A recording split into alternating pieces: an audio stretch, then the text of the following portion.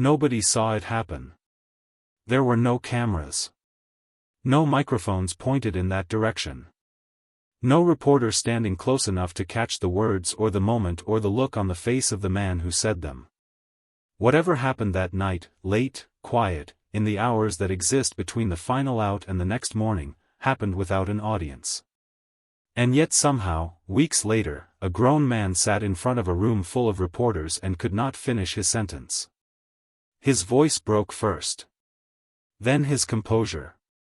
And then, slowly, with the kind of honesty that athletes spend entire careers learning how to protect themselves from showing, Mets told the room what Shohei Ohtani had said to him in the dark of his worst stretch of baseball.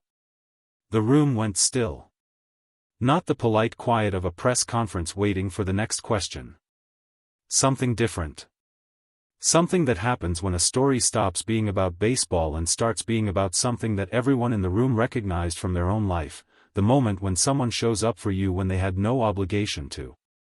When someone sees you struggling and walks toward it instead of away from it. Ohtani didn't have to say anything. He said it anyway. And the words he chose, whatever they were, in whatever language they traveled between two men late at night during a slump that had started to feel like it might never end, did something to Mets that statistics cannot measure and highlights cannot show. They brought him back. To understand what Ohtani's words meant, you have to understand what the weeks before that night had looked like for Mets. A slump in professional baseball is not just a statistical event. It is not just a string of 0 for nights that accumulates into an ugly line on a spreadsheet. It is a psychological experience that has a texture and a weight that only the people who have lived through one can fully describe. It starts with one bad game. That is fine. Every player has bad games. The best hitters in the history of this sport failed 7 times out of 10, and they knew it, and they carried that knowledge like armor. But then the second game comes. And the third. And somewhere around the 4th or 5th night of going to the plate and feeling the timing just slightly off, not dramatically, not catastrophically, just off, in the way that a door that used to open easily suddenly requires a different angle, something begins to shift in the mind. The adjustments start. The extra batting practice. The film sessions that stretch later into the night.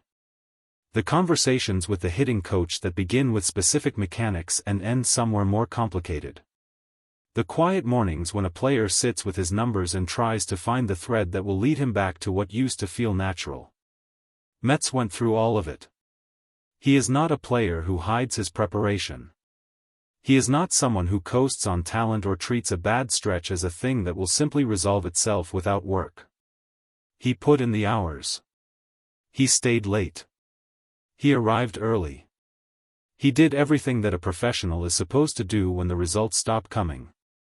And still, the slump held on. There is a specific kind of exhaustion that comes from working hard and not seeing it translate. It is different from the exhaustion of effort.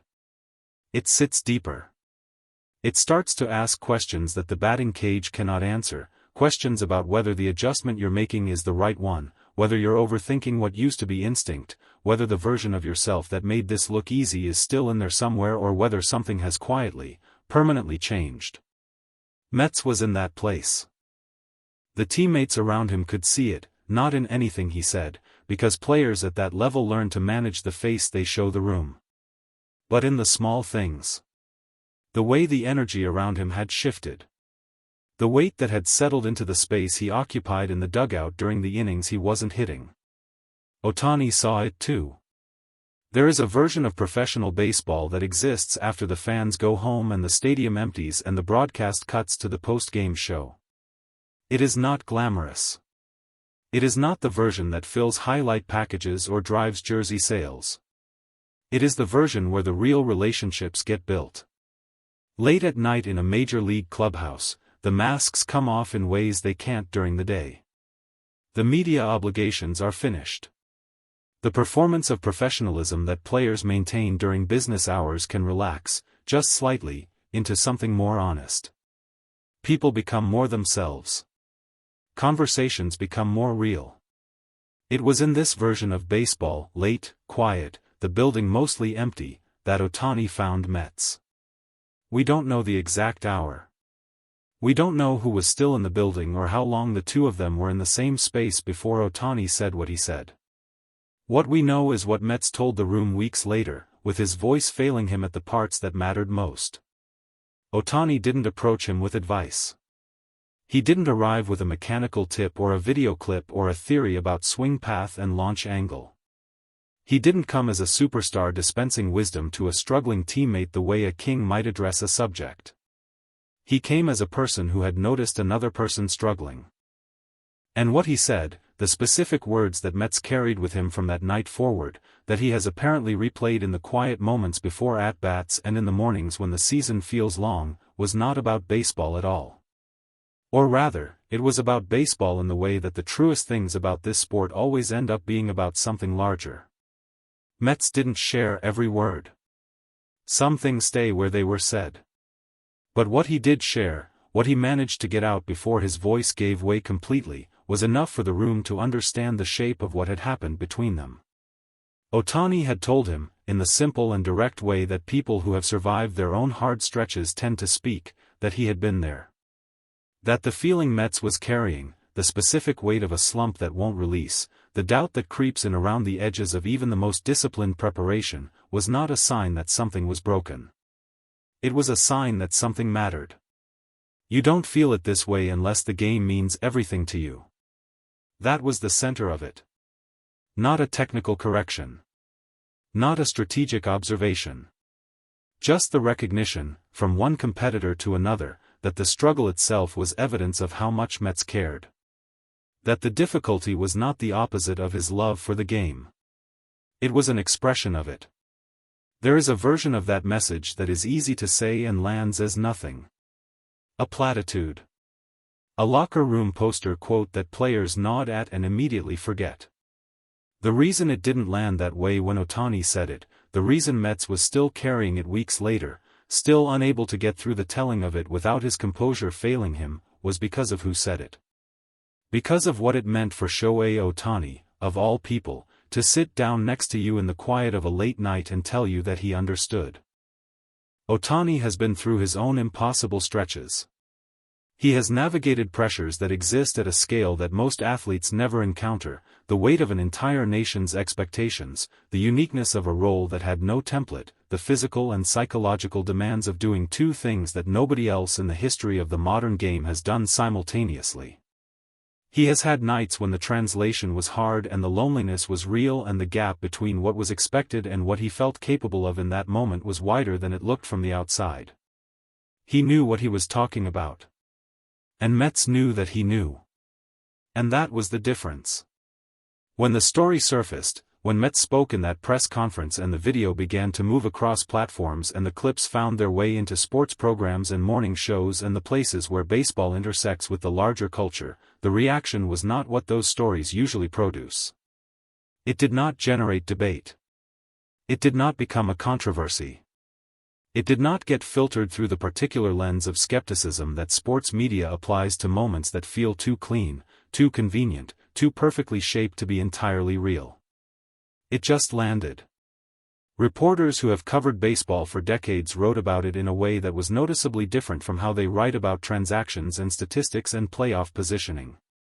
The television programs that picked it up let the clip play without the usual rush to fill the silence with commentary.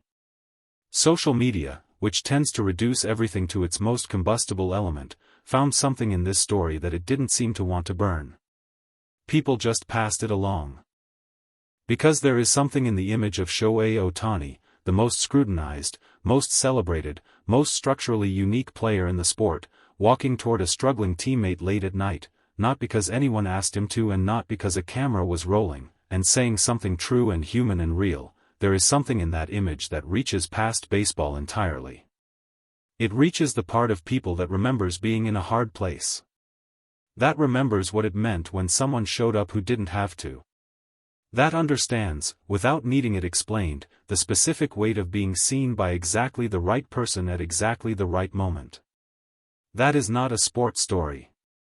That is a human story that happens to be set in a baseball clubhouse. Mets started hitting again. Not immediately. Not in the dramatic, movie-ending way where the night conversation produces a home run the next afternoon and everything resolves itself cleanly. That is not how slumps work, and that is not how people work. But gradually. Steadily. In the way that confidence returns when it returns honestly, not all at once, but in small accumulations that begin to add up into something recognizable again. The at-bats got better. The timing found its way back. The weight that had been sitting in his posture, visible to anyone who knew what to look for, began to lift. His teammates noticed. His coaches noticed. And Mets, in the quiet way that athletes acknowledge the things that mattered most, carried what Ohtani had said with him through all of it. He still carries it now. There is a version of Shohei Ohtani that the baseball world has spent years constructing and consuming. The version with the velocity readings and the exit speeds. The version that hits home runs on first pitches and then walks to the mound and shuts down lineups. The version that exists in the numbers and the records and the arguments about where he sits in the history of the sport. That version is real. Every part of it is real.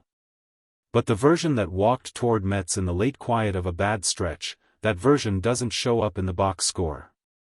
It doesn't get tracked by StatCast. It doesn't generate a graphic or a headline or a segment on the nightly highlights. It shows up in a teammate's voice breaking in a press conference weeks later, unable to finish a sentence about what someone said to him when nobody was watching. That is the version of Shohei Ohtani that Mets will carry long after the statistics have been filed and the seasons have passed and the particular details of this stretch of baseball have blurred into the larger shape of a career. Not the player. The person. And sometimes, not often, but sometimes, that is the version that matters most.